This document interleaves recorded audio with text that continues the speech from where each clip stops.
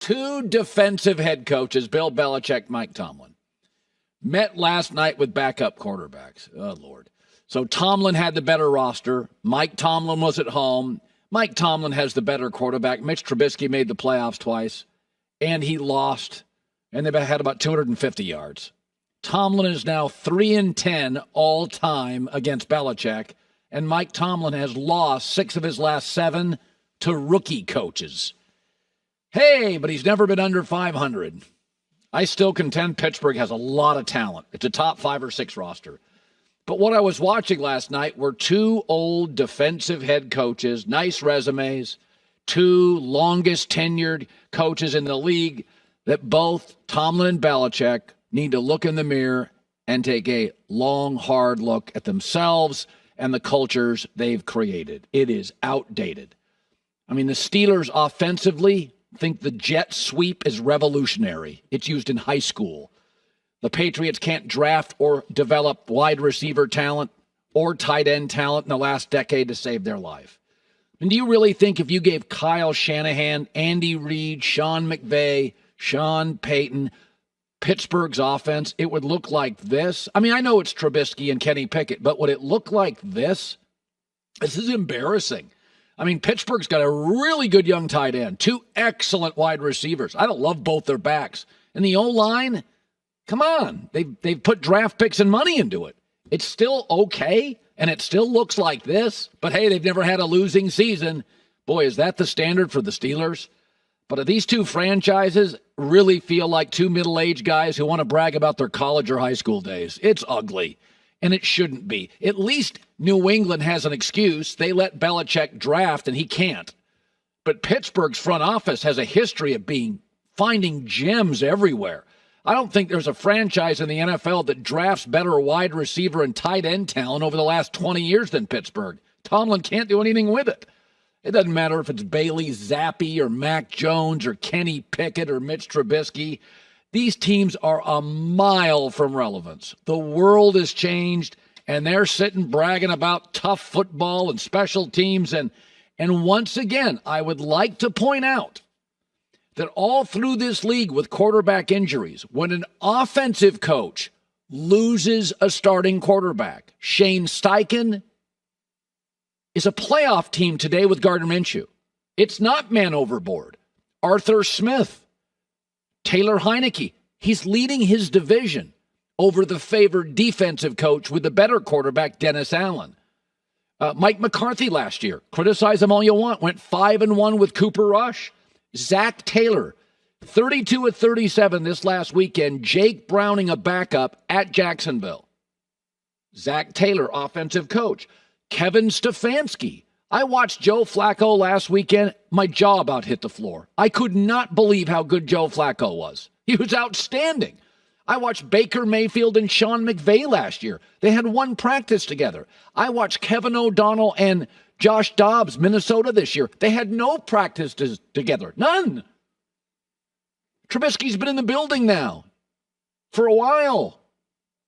Bailey Zappi, second half, didn't have a drive longer than 20 yards.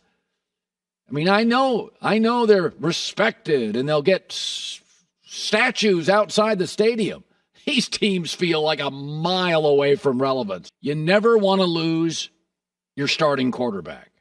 But if you have a defensive head coach, even a multiple Super Bowl winning defensive head coach, and you lose your starting quarterback, season's over.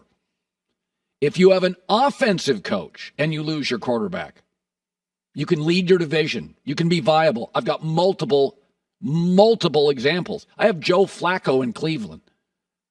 I mean, if you didn't watch that game last week, it was, what am I watching? Joe Flacco was on a couch. Walks into Cleveland making throws all over the yard. It wasn't just Flacco. It was the coach. All right, so the Lakers last night hammered the Pelicans. It's this in-season tournament. And the thing I take away from it, first of all, it's a swing by the NBA. I'm all for taking swings. We talk about that all the time. It's fun. The court's different. The players are into it.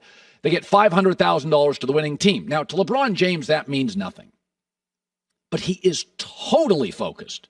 Insanely intense, absolutely, inarguably committed to the in-season tournament. He is having an unbelievable season. he would be first-team All-NBA right now. Why does he care so much about this? He'll probably give that money and tip the ball boys. Why?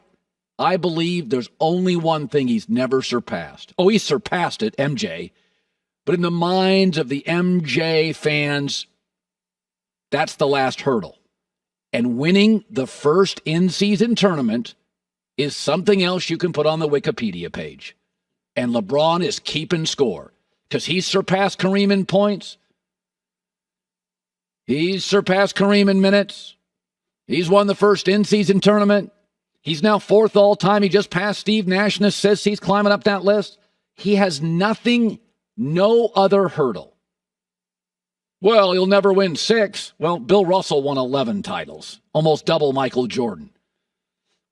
He knows he's not going to be perfect. He's probably not going to win 6 titles. But what he's doing is he is looking at opportunities that go into the resume, and historians go 20 years from now, yeah, I know Mike went 6 for 6, but he surpassed Kareem in points. He finished first or second in assists. He got to more finals. He won the first in-season tournament. And here's another thing. I think LeBron came in with a mindset this season. And why this season? I mean, it was good last season. It was good the season before. But what is it about this season that LeBron has been this focused? I mean, it's really incredible. He would be first-team All-NBA. He currently leads the NBA in fourth-quarter baskets over Luka, Tatum, Giannis, Jokic. It's insane. Why?